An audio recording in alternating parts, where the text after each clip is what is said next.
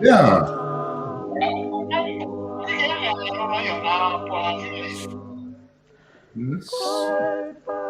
Yo kama si ne ai fa ne apa.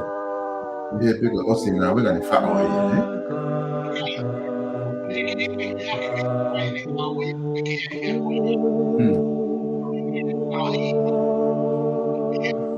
Kala ne be.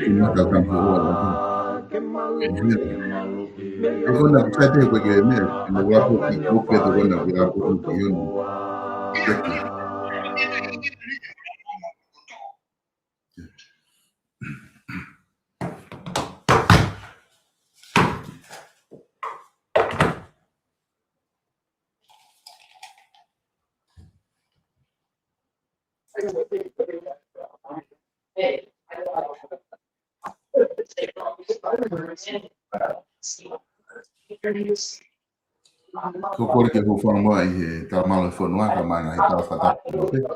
Moku whakatapo atu pa me programa ke da mo fa mari ko ni ke whahoko atu ai da programa ko ia whatono fo o ki he ahon ma e fa mari ko ni pe mo e fofo ko ia to fidu wa pi kala ke ma whahoko atu da programa ko ia a ki ahoni pa me fa ta ona pe ku o le ia pe programa ke te mo to I he hoan pe ma mo ai la ke da ko fata mai I he programa ko ia Oe, ahoni. Dan tatape ko fia ke tatangere. Piven ni laine ke lama kita ka whadahani. Piven mau da mau ahani malo ngā wata mihena. Mau fia hake tu koina whanua lahi ki ahoni piven. Kalau bicara tentang malo aku yang balik. Kalau dia pergi rumah dia pergi. Betul apa tadi? Mình có sự hiểu weekend rồi, mà phần là mình là cô câu đi đi bảo người ta rồi họ mình bóc rồi, cái cô xin mời trên cái là cái tạo bút, rồi tôi có xin màu tạo bút, còn đều xí bên rồi, cái này ngay cả internet thì tôi không biết mà cái wifi của gì, rồi tôi clubhouse gì để tôi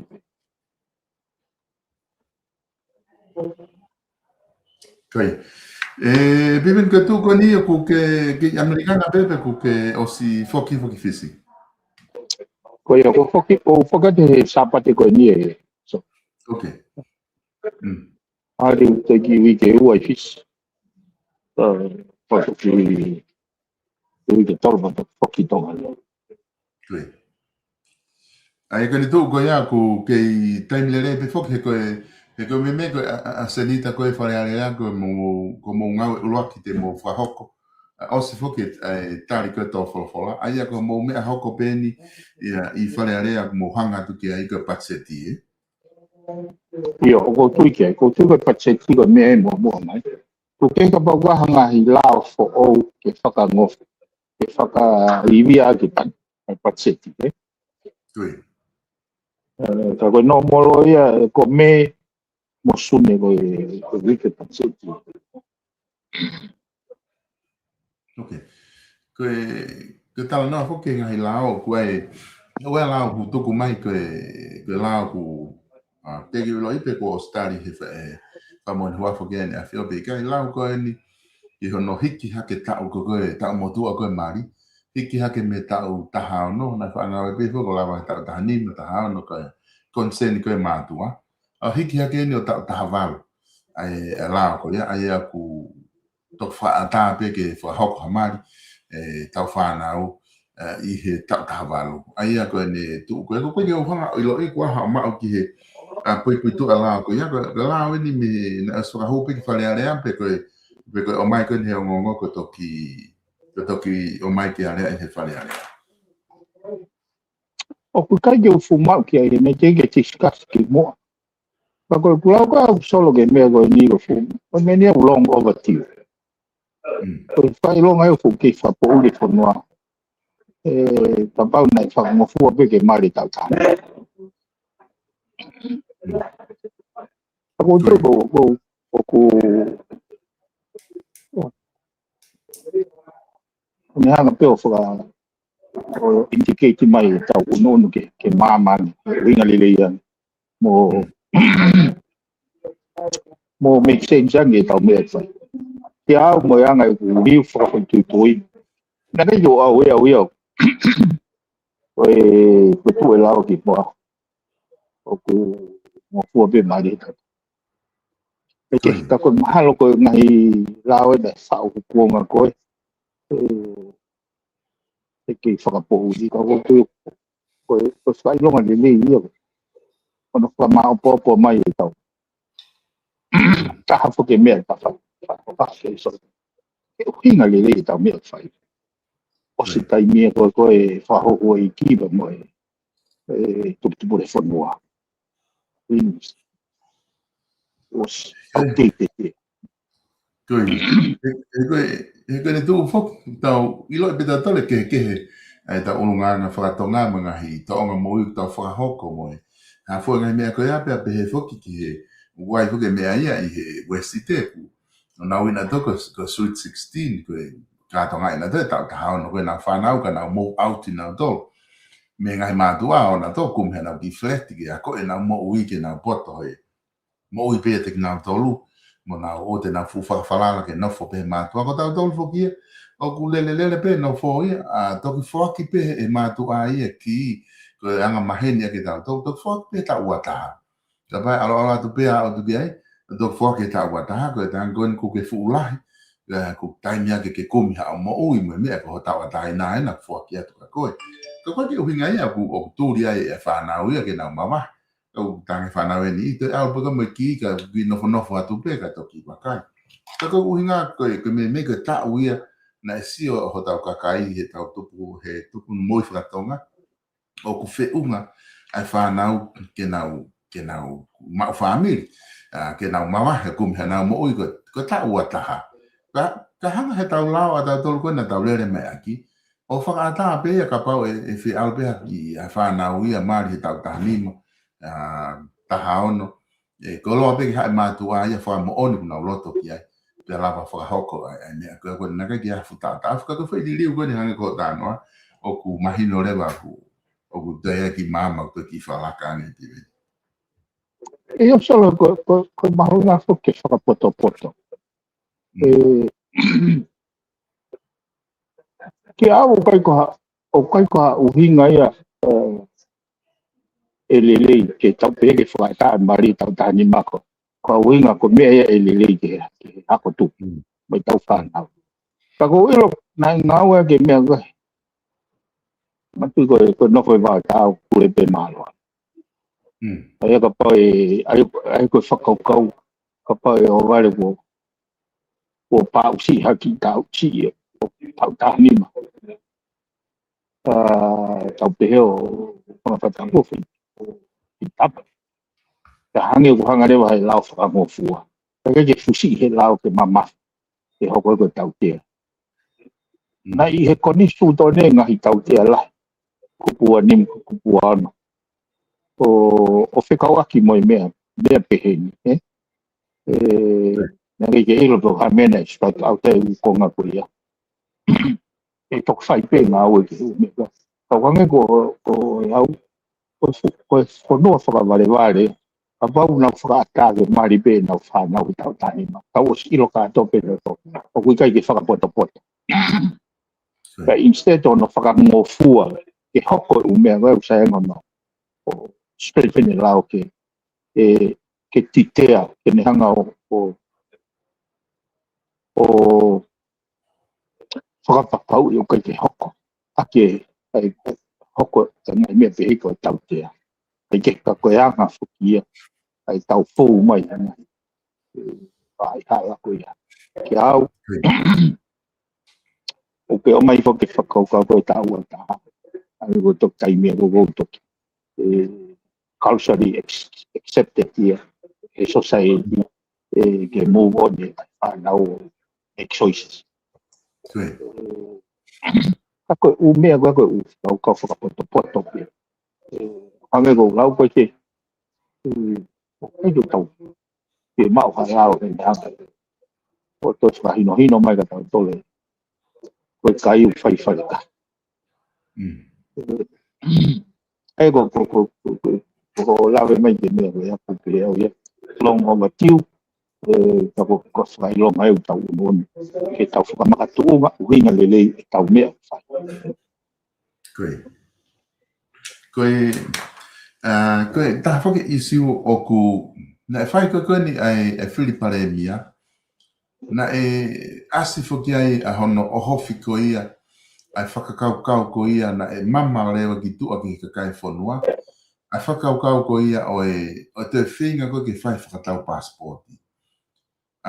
Pena e kau ia i hono tuku a ki ko ia ai pare mia lola tonga ka koe sea e whare area i taimi ko ia. O pehe ko ia moi kulupu na nau whakahu ki kabineti ki moa. Ai whakaukau koe ki whai whakatau passporti. Pea tau whanonga mai ai pea na la ma pe ke cria nga whakau ko ia ko nga hange ko ina ki whai ke kamata whai ke whakatala noa mo koe na ke pehe ke ua fu ho haa ka kai e koe mea ko toa pe e omi ki whare area pe ka taimia ke whai tala noa pe koe mai whaka taime ni tau whinga ke taofi pe me ahane ke mamao ka ke oange ha whainga maari ke tuange ngai whakau pe na ngā mea ia e whainga maari ai whanua ia whainga whakau ka tahola pita tolo teke ki mamao ngai whakau ko toa pe ka o mai ki he mama ki whahatala noa ai kono atu ki whare area ka te ki a uia ki ai a kana upakai hifo ki hongo na la pe ki mea pare mia ne pehe o ku ki he kai ke whakahoko whakau ko ni ko ngā he ko kai ke whiunga mahalo mo ngā we asenita pre anga ko ni te kai ke whahano whakahoko pu hai ni whakaha matala na whakahoko ki ai ka ke ai pe ai ni kuna whai pe no teke malo he whakau ko ni ke ona tuku pe he o wale pe te asi mai ka whinga pe ke taofi au pito pe ia whai tohi tang ka ku ukia me tohi tang ke whakahoko ki ene afio ka ko ata ke to ha ho wakai ki ai o te ke fo ke a o me a ni ki whare area ma ko se o ke kabineti ka kwa ke uhinga ia e ngata pe kabineti ko pau ke a o ki whare area ko ka ni a o ki whare area e excess level ai whakafofonga ko to ape o kakai na fili to ta fitu ma ka no pere ke na ula vale o ato na whakau mo te peiti i whakau ko ia ko ve ho wakai ki tunga isi mau inga ko ni does it really bad ka te tau tolu ke tau tala noa ki whakatau e tau passport ke toko ni e whanua pe ku ke kwa hangai mea te hea po i he isi ko ni o eso o malo tono mai isi ko ni ko nga ko isi ko ni na ta tala no pe ki ai pa na ka ko no malanga i fa ya no o mai isi premature o whakatoga ngai e solo ko e anga maheni ono ai ke whakairifia i kakai te ngau e kia ko a mea ngau e ke whai ai te ke whakapolitika ko moni solo na o mai e ai whakaukau ko e ni e taimi na mau kabinete outright na ku kau no foto ko ki taimi no ko ni ke feri ko issue ni ke tala no ai taimi ko issue ai kaka ka mau ka tu ke ta fa ko e ko ka ku so no pena atakai wa si ako maman o ku whakalaka aki pe whakakauka ue pau ke waki tō e mea gara ta mai ka te sio kai pa to ka mea ne tahu tu roi ke e kai te ke saki lele e kai te ke saki lele e toka kua pau o e tau unu whata mai mama ki au e ne kai te upehe au ia e he kona moni na ka pau na ia tau pehe ka pau na issue ia mautolo na toton ke o mai be ko na toton ke o mai be ko i kabineti mau ni mo vai fai mo tante i me ko ya ka pau ka ki au e whakau tuangi foi whakau fo o ko ni ke o mai o tala noa ai citizenship by investment o mai ke tala noa he o ko pe u fo noa ke ko ha moa ka ha taha muri o ha o invest o a o taha miliona automatic ono award ene o anu ne passport ko fai ai be ko investor solo go fatala noa hanga e ri kwa ni o liwa a Singapore me third world country to first world country nane hanga invite ko investor in different form ko Singapore ko 3 million $1 3 million foreigners Singapore ngau Singapore ai ko tala noa pe hen o ko ngo i ko politiki o very primitive way of perspective looking at things. Te ngai pe te o haka whakaukau e o hofi. Nā whanonga he press conference wena ka miti apa mo e paremi. Koe foi statement ka pate ke whoki ko te he paremi. O te ke whakahui ki kabineti e ia. Te ke whakahui ki whare area. E kono ngai hala whanongai. Kau kai ke tāria he me purea. Ai o puinga kia te au e te ke whakahui ki whare area. Ai ko poini. Hai lau maari na whai aki. Te ki au na confident. Pe kau whahofonga katai. Na confident. O mama be mo hau eiki. Ki he nunua. Ta na confident o awea be mo ne afio. Ki he nunua. O mea na hoko eiki. Kakaka sport. Ka na toki alat na tola tala noa e kai haa mea.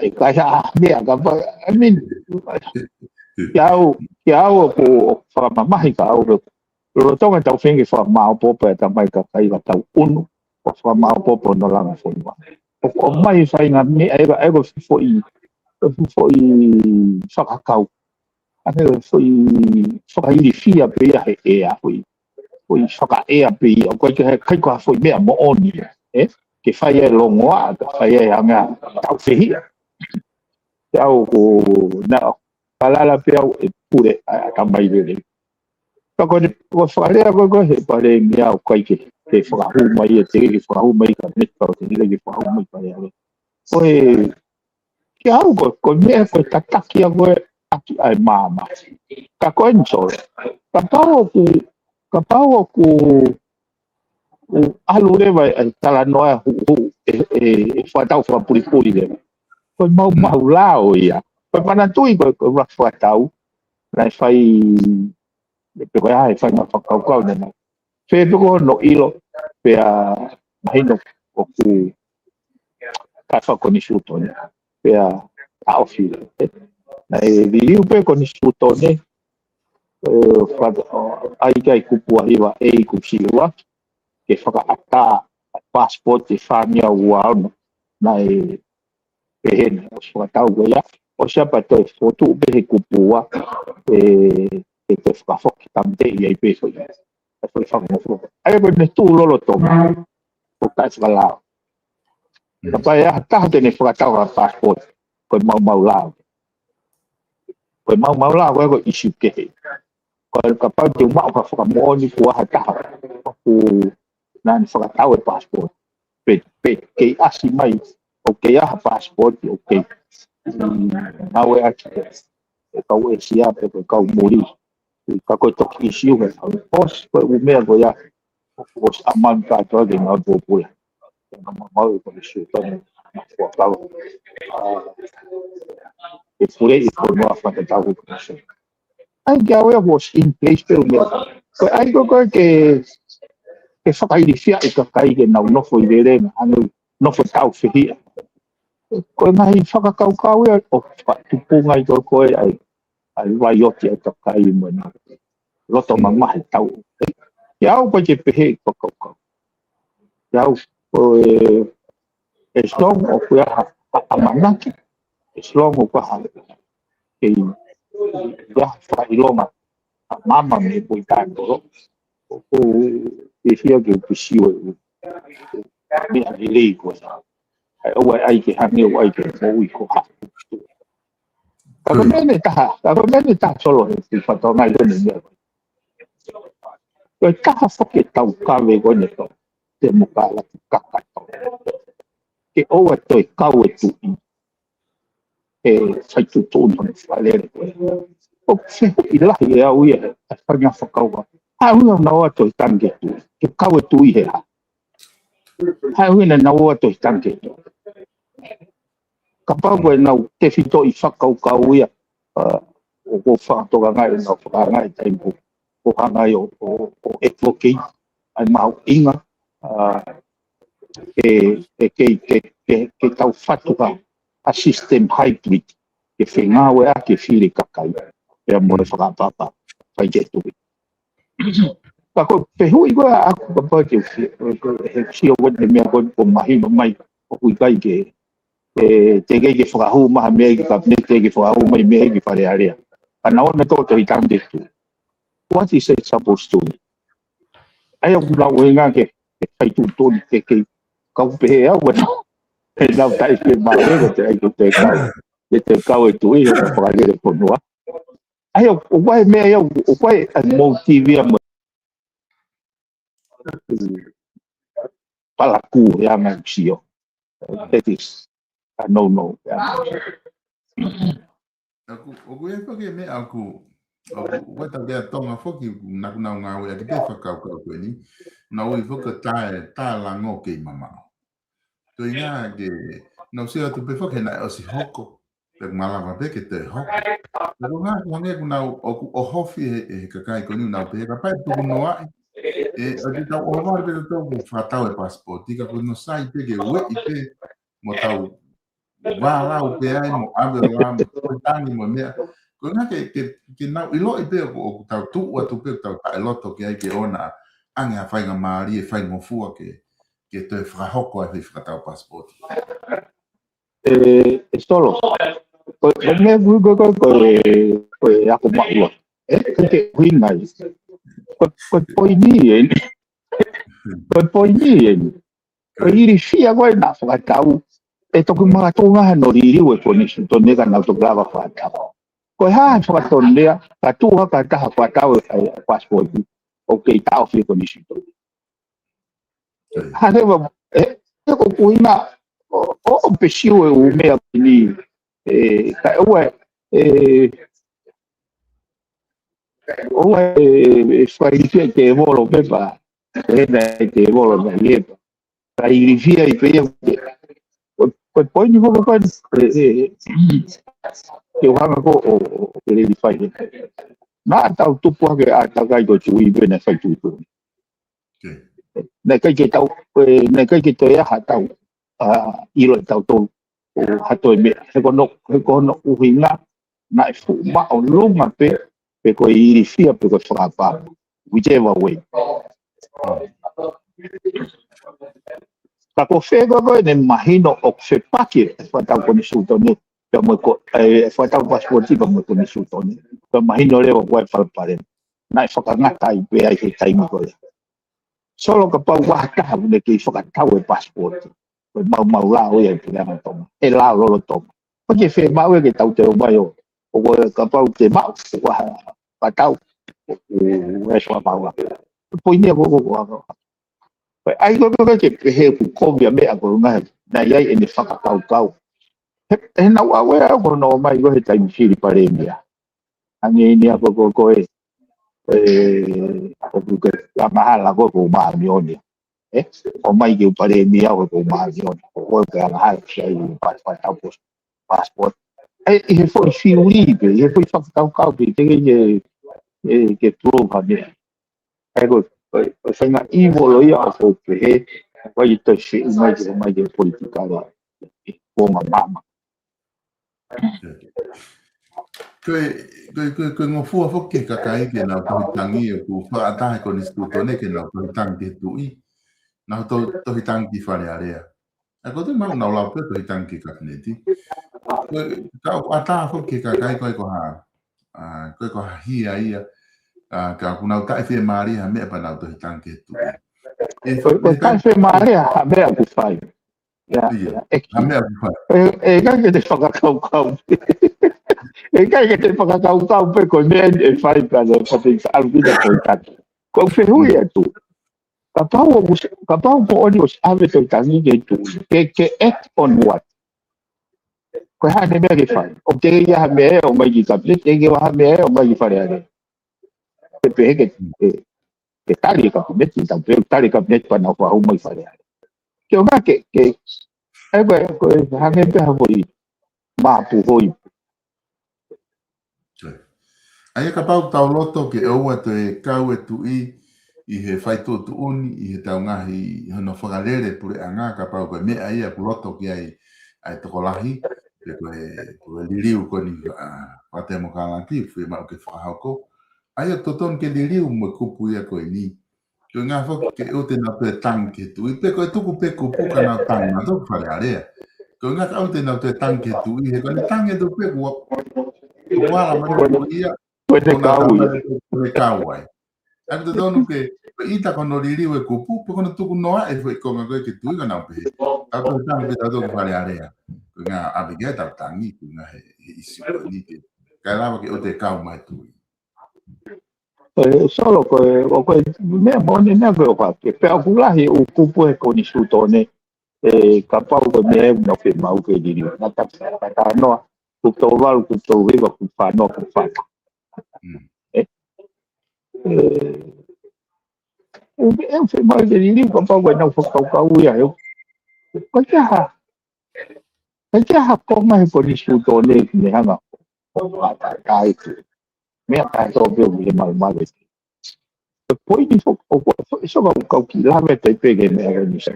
O ko mo o ku tau fu he ya ngau te politike tau fe. Ko ha ke pe ki me a ko fare ai lu pe o ku ha ki.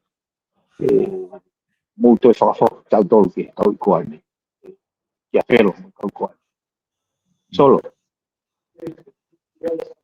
O kui kai ko ku viu ia o pe anga. Ai tu yo tonga. Ko tu yo tonga. Kau ki fatala no ate. Ko tau fa hau e whakamatala historia tohi o la tu ke fu. Ko shifi maulalo, ko hau eiki maulalo, low ranking shifi. Ka koe whei lauau na ane whai he mama kia e lotu he o mai a kau Kristiani. Koe whakapōpula, nei ngau ke hau e kia mea koe unuki he ako. E ke whai pepo ho ngowe, koe rue mai pa hau e kio soatu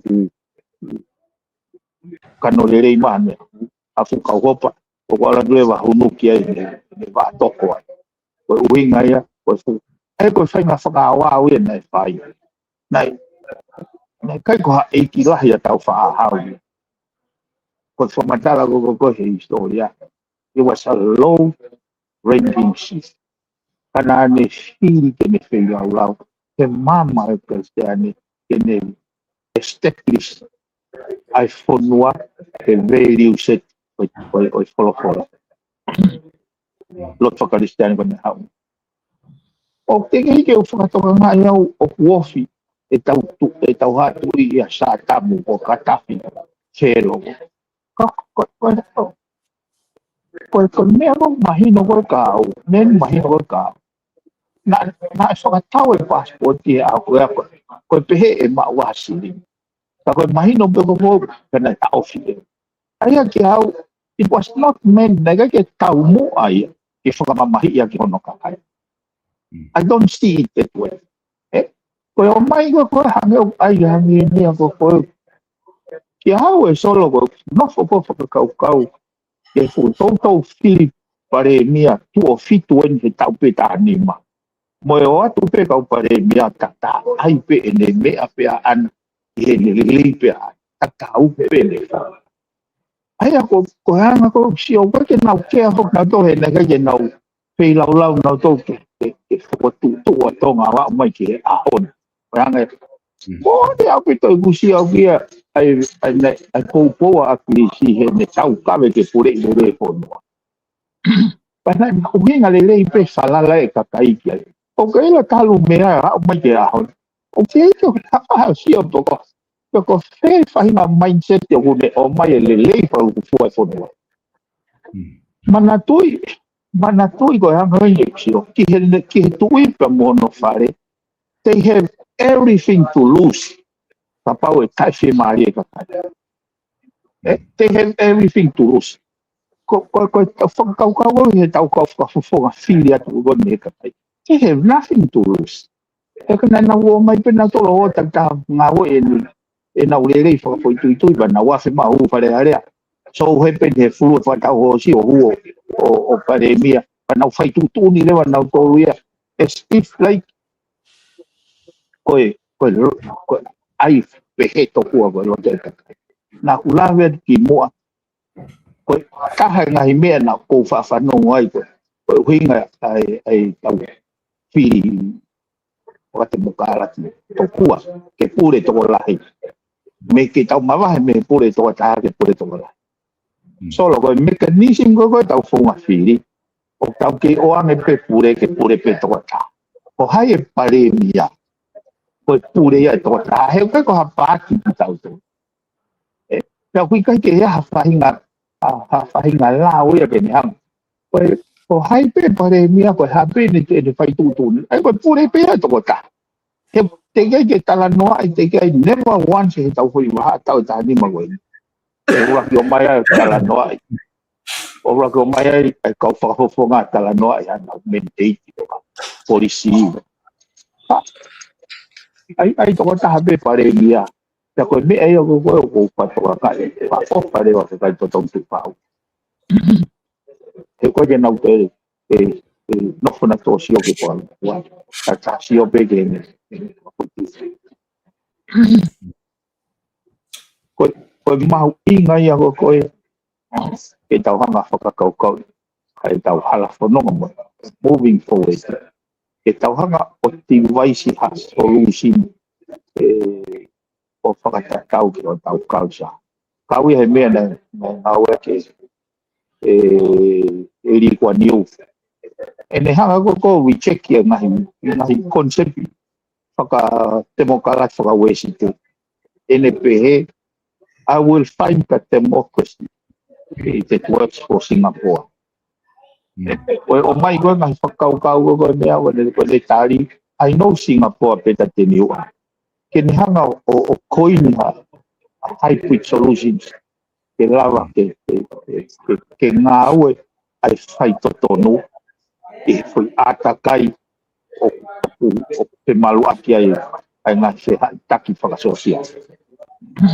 Koe tau palu pare mahe, malo he tau kwa sosiale, tau puria, whai toton.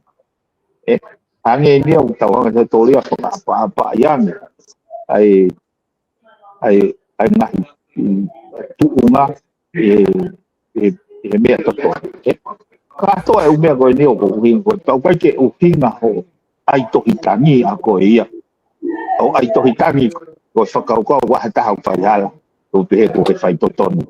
Ai ko ngahi dynamics ia fe mau ke tau hanga vete pare. Te la pe ko ya o kai langa ki ka ko ringa ko kai ko mo TV ia ko nga ko mo TV ke tau fe passport. O mo TV ia ke nga ke mau. Ke ngau ia ke ko foi me nga ke ga o si go he. O dimension ko ya. E kai ke la vai o mau e foi clarity ko ia e tau whakairisia ko pau ke mea ka tope o mai ka noa te koe taha fuki e sole mea ko hake mau pe isiu o ko mo ala i whare ale ake whanau mai ka kai koe anga e whakaukau e nau whawhawhawhonga he kia au o pau pe ke whakatonton a toa pe me whiri ka pau koe tau ka pau he ka ke mama o ko fa ha ke me ko ina mala ve ke fa poto fili ka pai ka pa ko ke na mahino i me go ka to e me ko ya hame ko la go ko no mai go fa ka ke e wo te ka we me ka na wo to hitani ko ha te fa ki an mutu ko ka pa o na pe he na usai ke nau whakalere whonua. Ai huna te o toki tangi ki. Ki aue nau whalala o solo. Ka o mai mea go nigi whare ari. Ka o mai mea go ne passport ki whare ari ki whakalau. Ko na whalalau e lava pe e mama whare ari. O nok ki tau. Ko e ngako koe whakatau whuke passporti ko osi. Nā tau ilo e peko e koe lau miliona lahi na e mau ai. Koe konga whuke o COVID, e nā kai ke whakalao. Pe nā kai ke mau hono whaunga pe nā alu ki whea paanga koe me paanga koe hanga koe ngai whamatala o mai taini mi. Te mai haa whua o mea koe ia. Kakapau te tau pehe hanga he lao ia o tari he whare area pia ririu ai mahalao ke ne tari ki whai fo project ko ia pia mahino hao paanga ku mahino tari ui mo mea kata whare area pia mauai ha fu paanga lahi ai e whanua ke tokoni ki ekonomika hoko nai e whatau passporti ko ha mea lere ke whanua pe e kukei ia ngoa ene lere fa ekonomika ke ia pe no ngahi pore fa social ki he kakai ko fono ki kai nga tonga ka pai hoko foi project ni fata passport ko me mo ai solo kai fala ai ko me mo ai tai tau liri o lao ke fala tau tala no ape lere fa economic te ke tau feka ine o social dimension of my he foi fatau passport ko ini ko o mea ko ini o mai o wakala no te mam a we be ha me wi to hange ko la ko na ke tala tau he o assume ha me he tai mini na ke tau fa no to le ke ko tu ko ya ko ua ko pe he ko na go fatau passport ki mo na la si ni ro foi issue for administration here. Poi me ha dato o legitimation qua hanno meccanismi per lo process na au. O kai ka pe o mai kai ka tama pa tau kai ko u hinga ya ko tau tala noa.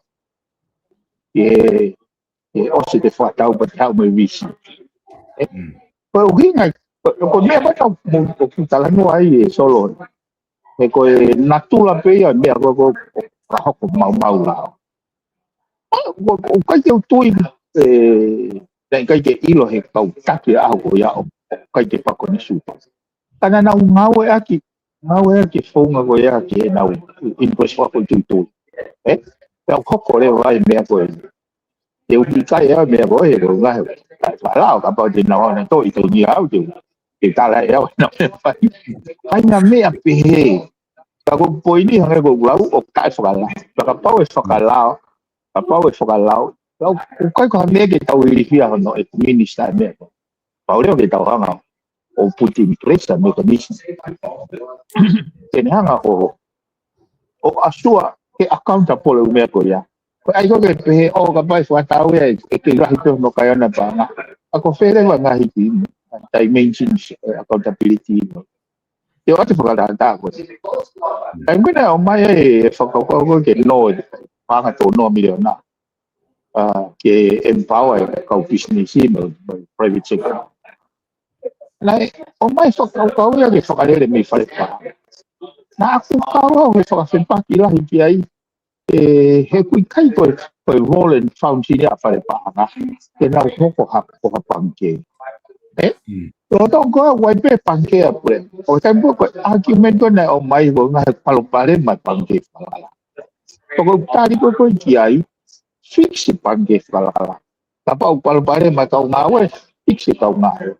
But ka koe institution ko pau ke tau strengthening ngai institution ke nau tari ui ke mahanga kone. Ka ke toi ke he mea koe. Issue ke he whatau ta whalao. Isi o ke he hono whakalao. He koe lewa hono u process. O pao lewa ke ave ve passport o hano toke ki wano uisi ki wano. Tau pau ke tari ui, pau ke account. E koe ka isi ui a ke pehe ke tau verifia ke tau mention pehe.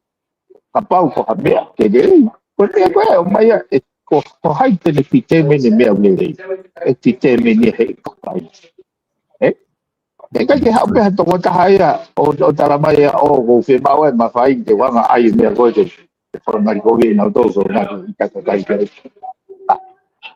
E kai ke hau toko tahaia anu tō i tangi te neti te mene ia ai mea o tāke moangi kai mafu society. Society es tuti te mene kai koe mea ia individual. Koe mau whatongia mau tōke enlighten e kakai. ke nau lava fai tu tu Ko tu mahalo ko mahino fa ka wi an ko fai ke fa ta no e passport ti ko me ma hinga ke fai e ta no ke ka roto mani ki club ke fa ta no ke na fa ho ki fare area ke ka cabinet ki fa ho ki fare area ke lava ke fa ta no ta la ngai ai ka fare area para na be ke a ke ka e fonua fai hata no mo na to consultation mo na to e malava mo ka kai ke na ka wa to ai ito fai alo ai ke na ke go ti ke na process ke te don ke fa ke hop wa to no ngawe I ko no mai ke fa hata no ke he mama ka ko na ku kono sai be ko na ku me e pare mi ape o ku ki tu ku ke na wala ke dai ni I tu ku be ka to fa wa kai ke nga kwa ke noi nga isi ui ang mahal nga ka na tol ke na talano na tol wa hita ini ko tu pe mahal ko ki moto mai ai line ko ni ai fa fonga ata fa ko o ke America pe a pe ben ai na ne fa ha mai da foki fo he weekend ko ni Koi, kai bimen ka pau ko hame ke fe fama apo po mai e passporti e isi ko ya ka to ki fu Afrika ki fe isi weta ko ka pau ke wa ki hoko do eta ko kama fa auskia io voglio bene o da scava che dico passport mo concept mai attacca io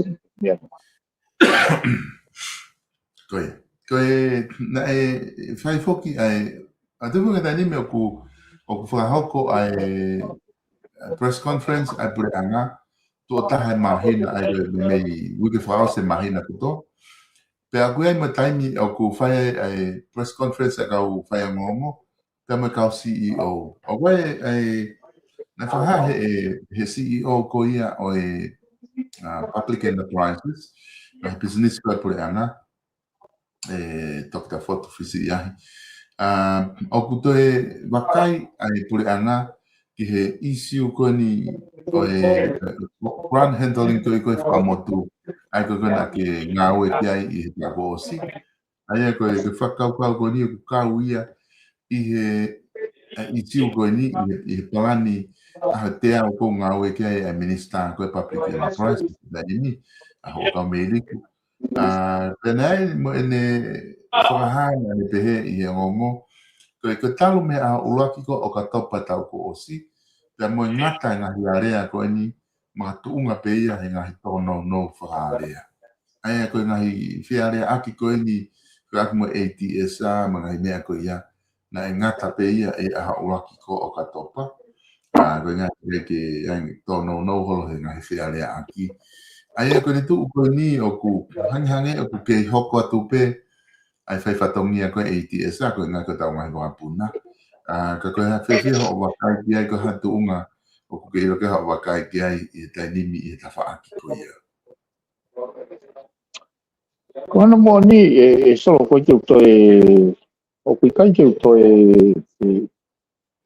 os mahino ka te o anga pakalere pono o kai ja me a pau so mana tu ina ku fu ke kabineti ko me na no foi ko au ka to e pegi mai na o fu pa fai fili ko hai mau me ke fai me ni te mau pe visita pe business as usual ya ko si o ke me ko fu fe ala ki fa na o te sai patata no ke me ko ne kwa hinga a issue e kwa me ndiri ni os mai no ke kakai fo ko o mai ai request ki e a metive ki a sapat ya fa matara mai ka te au concept wise pena ku akuri ki e a metive ki a sapat kana process mai pepa ai mi ko na o mai ai pepa ko me na ku mo na ku roto ki ura kana mai no I who activated the request ko hai na nga prese foi pato ni mono makatuunga he lotonga tali ke mea na ko expect anga whakaukau ke process ngā we ki ha ea me tiveki o pau ke rak tuika mai a ko toko taha tene prese pato ni me whare mahaki pea koe makatuunga ko ea wai e taha ku pukelahi ke kapahi kai ke whai ngau ka sapate e whatamaki e hoko kia ai koe mea o sinofo he whakaukau o taumana mai e paperwork ke whakamooni wai ai na pulau ka ke au ia ko tama ko na le tulika pato ni ko tama CEO ko ATS au no fo whakakaukau ko hai o kinga o ko ea metiveki I emergency me whare mahaki. Kai tulika he kautaha private sector ground handling. Ai ko poinia. Pe au tārewa pau tārewa ke polisi na mai mea polisi. Ki italiange he kau ki whapapau yange mea kau. Pe au tārewa ke whare mahaki ke minister o eke. Pe au pui ai ha mahaki emergency. Kata mai lewa minister tu ke tā ke intensive care unit. Pe ko emergency unit. Ha o se ne telefoni ba fe tu tak mai tapai ko ki hatai. Ko ki hatai emergency. Solo ko tu ka ko. O ko pe ha ku hinga lele. Ai so ko umena ne tulika. Ke whakamo oni. Ke whakaata to mai wakapuna. Ke pehe tokua ke ne awe an mahaki oku. Tuunga whatu tāmaki. Kapaka ke whahanga waka sāpate e mate. Rotonga waka ha mahaki. Ko pehe. Ko uhinga ya na whaia ai riu. Pea o mai e uripoti a mei fisi, mei Australia, mei New Zealand. Ki he palo pare mako koe o e trucks he ne ngau ake ai ground handling. Kau ground handler. Nai mao e fu. Toko fiha I New Zealand na kau ground handler ko e trucks. Pea nai makatuungai hono o hake ko e issue. He find out ko fisi. Ko e kau ground handler ko e state-owned enterprise. There's better control. Ki ngai mea ko ea ki interest e whono. Pako taimi ko ea ko e policy na nau toka ngai national security. Ki ngai pea mo expire. Iyo, mo expire ko e nau uhinga le vai hono whakotuu. Ke whakotuu ha state-owned enterprise apuleanga. Ke nau handle e mea ko ea.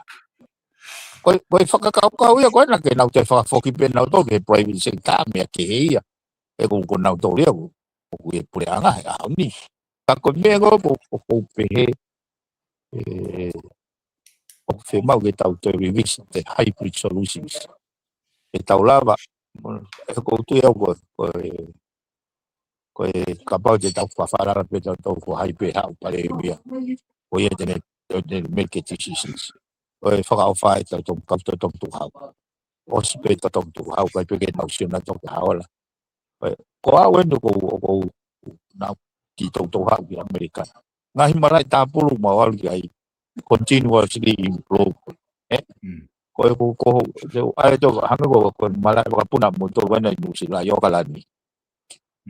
Me he last 5 years ko te awatu pe wai for improvement. Ko poinien sola. O kulawa he kakai o witness ai ola o e nau tuku hau. He infrastructure ko ke convenient na nau tō. He whe tau tō. O sipe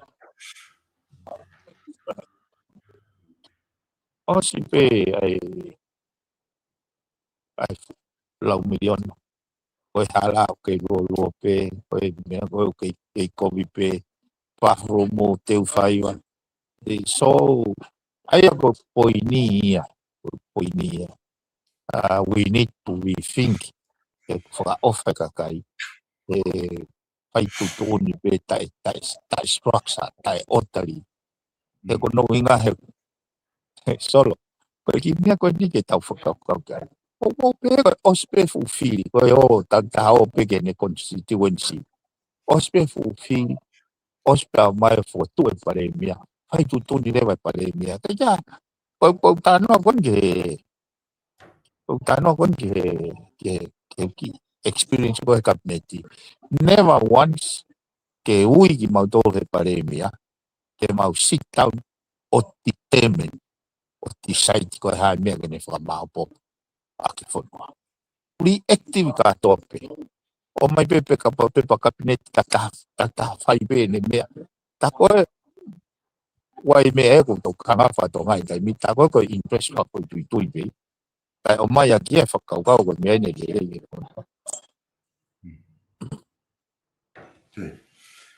Koe te tala noa whoki he whakaukau koe ne meti veki. Pea mo i te tala noa koe he isi koe mara wapuna. Koe ngā koe tau, koe ngā koe drugs. Koe kawe inga Oro whoki koe te ongo mai. E ke onga te tani?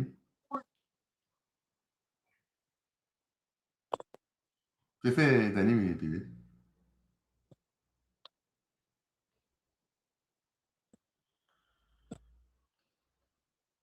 Piwe na ko onga te pega.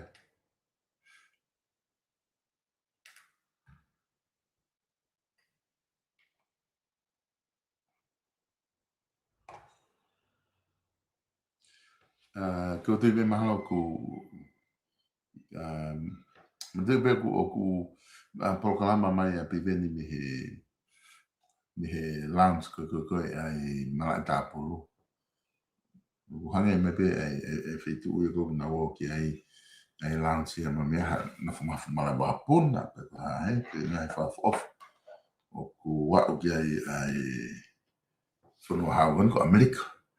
Ka ke tau ki taimi pe ko nga whamalo atu pe ke o tonga kone tau taritari whamalo ia atu e tau kau sponsor ko ia kuna o ki whatakon mai piwene ko ongo atu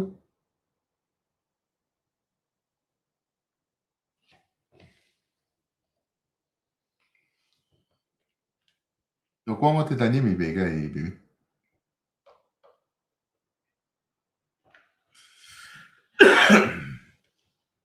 Ika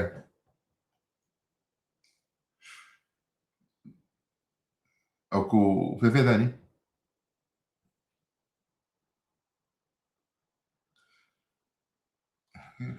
connect Yan ki dia mange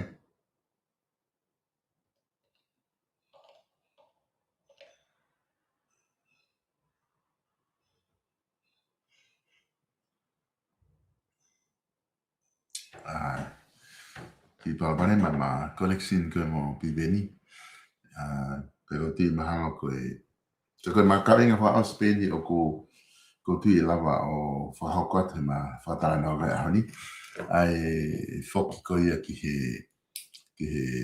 ea meti meki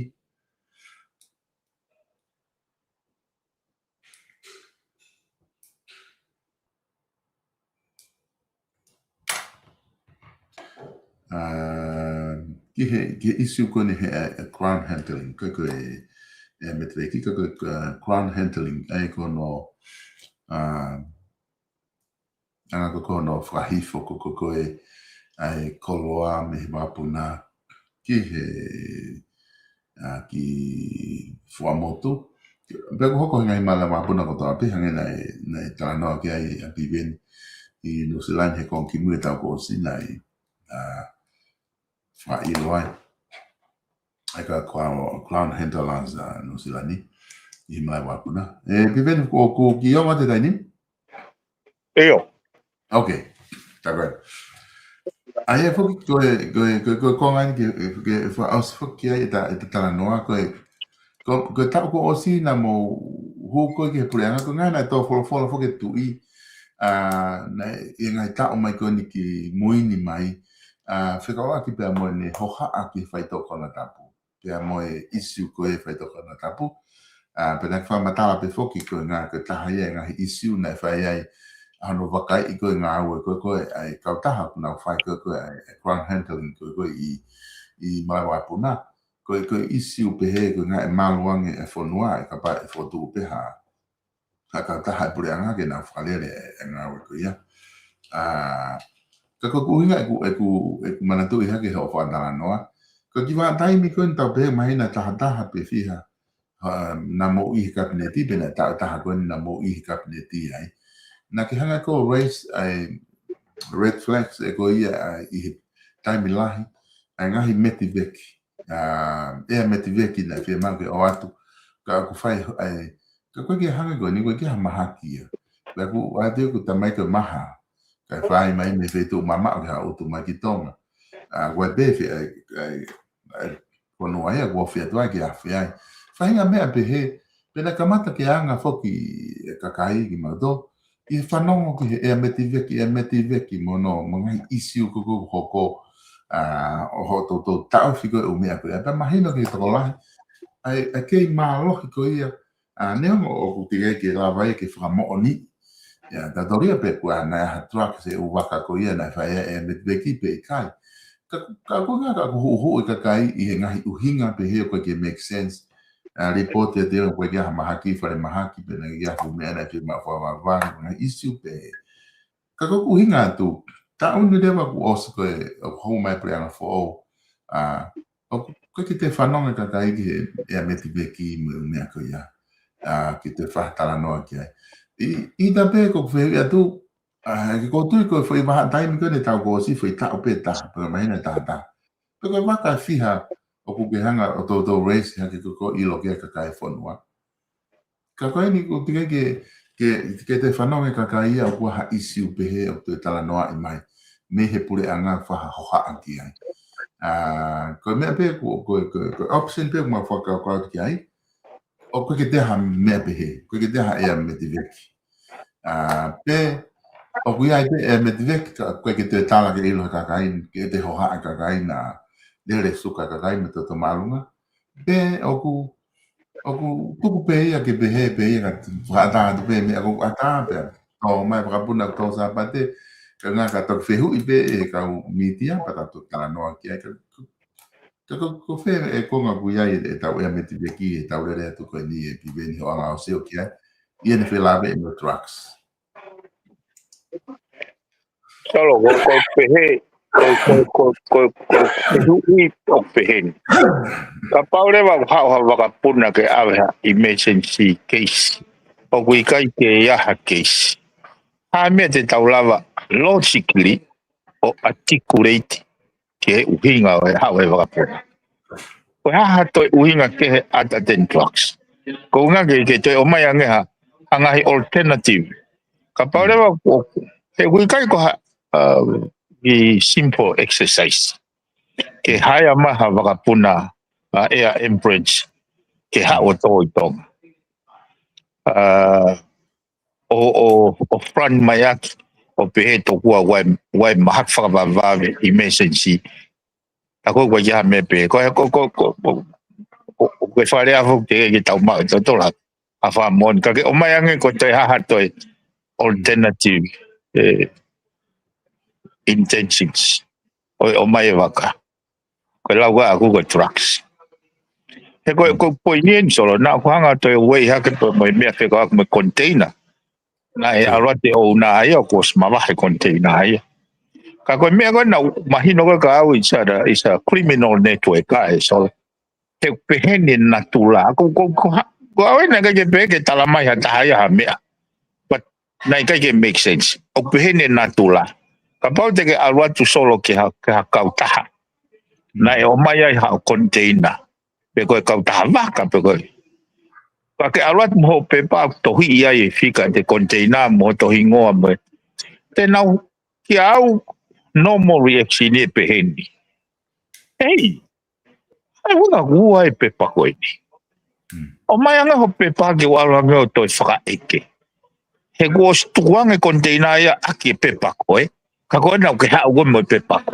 ai ko no ko me ko logical or genuine way of thinking te fie ilo ke pe ko fe ko tai mana alo tai ki ta tai ko ni ke ai ne container o stalange pe ya me si pingi o ku hala ne pe pana fake ne pe pana he mana te ata ke customer me ta tau pe ai hangena na ki aure vai una na o silo na dole alunga container so ko ai na o si mahino na ko foi I criminal network kaya ai hanga go whakau ka ko ni hoko mana tui it's only trucks of involved pangala o ne lava we ia ka fai tu ni he shipping ni man tu it's all about money ko na ngawe shipping ke panga ko ngawe customer ke panga ngawe ke estimato ke panga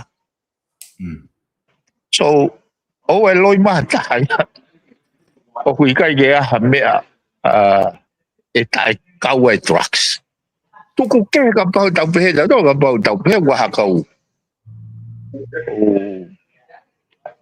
ai mo ko hunu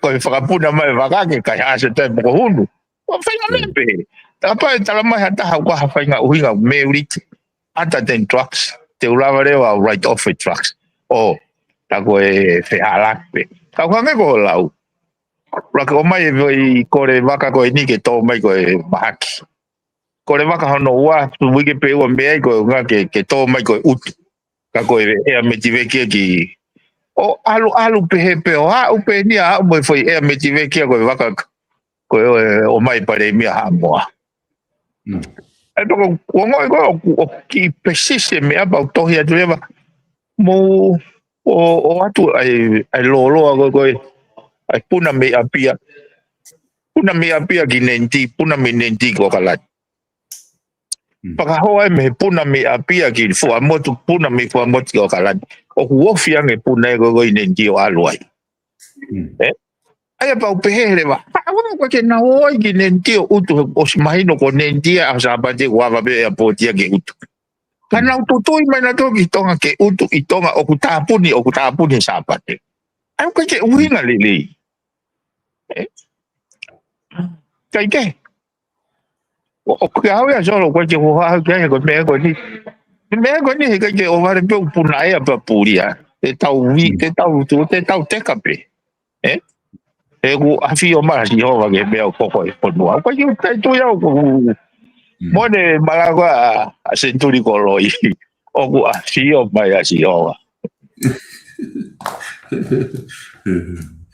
Pibe digo tu malo ko mahino ai whakau ko ni pe mo ni ho fa matala na elawa o fai no tau finga hile ko ni pena es mahino be ripote ka polisi ta ko si ai to men malalo na iai ange ko mata ke maha to ngai me ko e de foi time ko ka ko ke tavilo e ngai hoko atu pero ha mete ta wa ke ka ko tu yo ku tokana apito pe pure anga ko to ape ko taha ia isi ia te hanga wesia au ka ngata pe he wesia ai fono wesia ka to mo fa na mo to mo me e se fo au fa pite foi time na foi time na te sio ki to pu na fa ofa apito ka mo ta me fe fine ke i he ako te sio ki ta ku fu over ai tu ngana na uiai na to lui nga video mo me na fa ki ho social media na ka wa ki mo ano wesia ko ta fana i he drugs ko tu nga ko nga menta ko si ta fono nga mai ta oni te ta te fusi a o me te he ka tu ka te o wa repecto la hipe ta nga ia me diveki me sa pante te ta ho wa repecto ta te asi nga me video ko na ta ia to nga ko ki mo ka ke fama a popo ma te pibe ka me ke lo to ke fama a popo ke ka to ki hoko ta fa ya mare io solo ma ho ya be ke fatonga ko hu mai trucks ke fono hu mai pe pota ai hu mai wafu hu mai I malawa puna ko me na uloto au ke lava o mapure I he ko me ta wala mapure ta mapure e pota pe ka pa ke asset trucks pa mai no le vai ai o mai go la ku poe go itai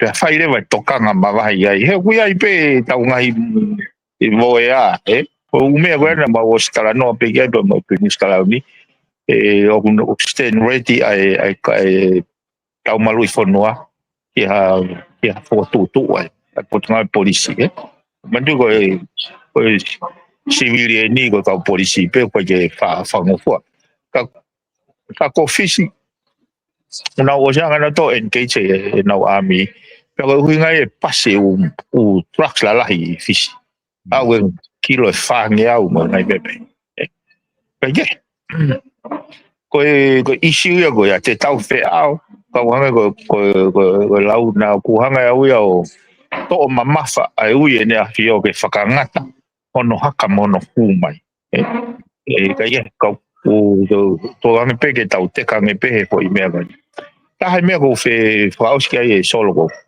o lau hi fo whanonga minista kere na ne fotu ke kabineti ke ai tribunal ke ave ke lau ngai kakai hono le en sol belo ko es off now ko hopo pe ke pe ko exercise fa more la ia na ku involve he hopo o kere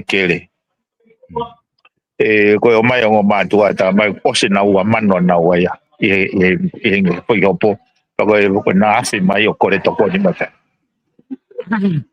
ai go sio ko foi initiative I le taha ni I foi manga fago ni pa tu o anga sio o articulate bege invisible he ai me go no fai he minister kere he taimi he ko no moni faka o fai kakai solo go ni americani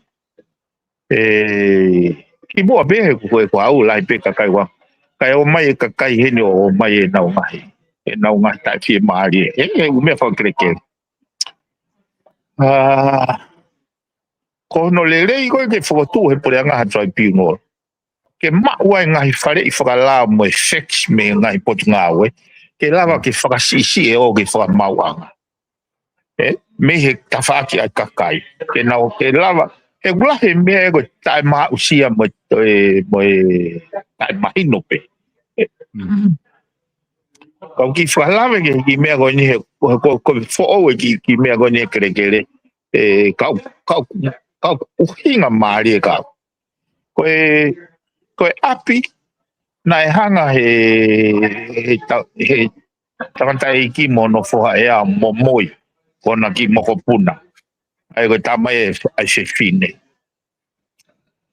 pe o spase foi momoi o aloa o ke kabineti pe tali mai kabineti ai ko foi process hoko ke tala api lewa moko puna alat ko moko puna ko ke tala api o whakahoko mai a ko sai he ia ngawe ke api ai ko mea ko maari ko kau ai process ko kick in whakalao ko momoi ko wanjo tali momoi o ku reverse lewa kere ia ke mautofia o ko ke no foi a he ia kapai alate ia ke to kereimi aku osfai foi momoi o execute o au ko me ai mautofia pe ko pure anga pe ko howeiki o ko ke te a totono ai ke ko ngai fe ia o ko pe lava pe funky tribunal go no ko tu tali kabineti ke na o solo vai o mea go ni ko ke ai family ka ke na o ai fare ai ko ngai me pe ka ko ma lolo ata tai me solo ka ko pe ke ta toki lave ke isi o ke o ta na ke tu me hen pero no foki ke matala no ba mo minista kere ki ngahi mea o ku ai mo ki foi ke se ta ko api na oslesit ya ko malolo ko na utamai alat ko ai foha ke ai go mea ko ke to lote ho e ki ke hokot lo to mama ho e ki Ko talwe na ngo e api mo ka yo anga ni foi to na. Ya o yo ko tu ko ni su to ne. Ko a kele ko sle sisi. O ku alwe tu fa ho. Ko ke te ha me ai go ai to na ki ke ho e ki ke ko. Ai go ngai me a ke fa ton ka lava fonua fononga le le. Ka lava kakai o mapure i le le. Ai na kele ke wa. Pa tau whenga ke tau unu ke tau tofu hia. E ura he kakai au ure sisi ta tua ua tapu e lao. Ai ure sisi ta kere ua kwa ki ngofu ai he lao. Kai ke kana tau hau pe tau tol me kuonga koe moi tai mau. Ai no ai. Ka ko tui koe ngau ko ni whai he minista kere. Is a way forward kono wha mapo. Ai whanua pa lang wha ka ke kao. Ata toka ko to e ka au so. Okay. Malo bito pimen fa malo ate lava ko e ta proclama honi. Tala monu atu pe ngai fatongia fa hena o watu kata toki hoko te wika. Ka va sol. Malo. Fa malo atu kainga i lava ko e ta proclama honi. Fa malo ate mo ka mai ya pe foki ki he lava ko ke mo mata e ta proclama. Hange ko na ku fa hoko atu o ku ika ke te aha taimi pau ai proclama ko fa hoko. Ko e konga tu ko e ni o lere ai ki silai a kos o ku tok fa falala pe he taimi fa ata o ku e fatomia ku hoko pa fi ma ke fa ke fa kakat te ku la himore ki ai hop taimi i taimi la pe ku hinga e me ku sisi ai ai fa ngamari ke te asnai fa ngai po kalama ala maheni ko ku fa hoko. Ka koe proclama koe ni ba mo e whatwhanua fo o, pe mo e whawhawhonga o ku whaipe whe mahino aki. E whenga pe ma whenga pe e whakaau atu i he wiki kotoa pe pakatoki lere atu he tua po, pe lere atu he po uru, pe lere atu he weekend. Ka koloa pe ke ma whenga ke lawa o whakakatu. Ai whakaukau koe ni he ku ke ngata pe hene mahu inga. Ai proclama koe ni kia ki tā tolu kotoa pe ki mo tolu ku mo mui i e polokalamani ka ku mahu inga pe i he whalo kufua ki e whai hatala noa ke ngahi isi ko ia o ku mahu inga ke whai ki ai tala noa pako ia e ku whai kore atu ka tingi mo tolu mo wha malo atu o te mo te taka haloto pe he ku ane ku kai ki loko whahatokanga ki ngai polokalama koe ni o ku wau ke tuunga koe ki te fuloko lava o ata taimi ke whahoko whanki polokalama ko toa pe o kore whamore lahi ki ngai polokalama ko ia koe ngai ku whinga ke whakakato ai ngai pepa ku whinga ki whakakato ki awe pea koe mao pe whanki whangamari ka weekend na ku off mahe weekend pea ku hinga mea ku lava to o whahuat ka neo ngoe ngai ngawe ngai whatongia whahoko o ku ma whemhei no aki pe me whawhawhonga e whenga pe ke ma lere pe ha whainga maari e pe ko whea pe taimi e maua ki whainga maari e he wike kotoa pe te ma whenga ke lere ka koe ki ha taimi pau e o atu ke anga ke te notice pe tau pe si pe lava pe ke mo mea mai pau kua ha whainga isiu ke loto ke whahatala noa ki ai mahu inga ka ku ke whaoat tala noa te lava pe whetu taki mai ke malawa whakakau e asenita ko i e whai ki e tala noa.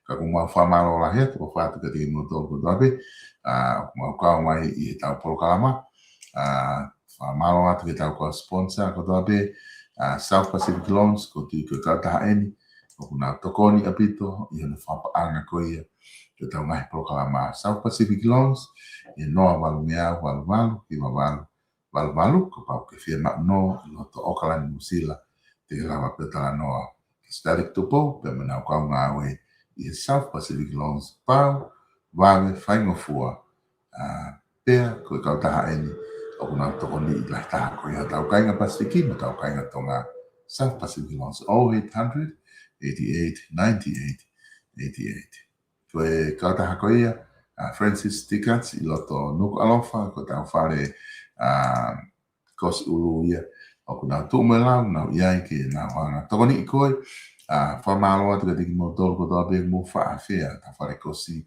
hanga ko ia ki he tau mai pe apelo tiki I loto nuku alofa ma ua tuai ai mea ke pe lava kosi o ru ngawe aki e tau VIP room ke atake te koe ki ngawe aki lava ke whakatau ai ha whahinga nau kosi uru pe original ka ke ha mea ia e kopi to ha mea o ku koe ke tolonga mea kotoa pe o ku original pe me factory ai te ke maua tu ai whainga klipa pe whainga trimmer foiler shaver koe hape whainga me nau koe wax mau katoa pe moia pe me ai koe tau whare wala koe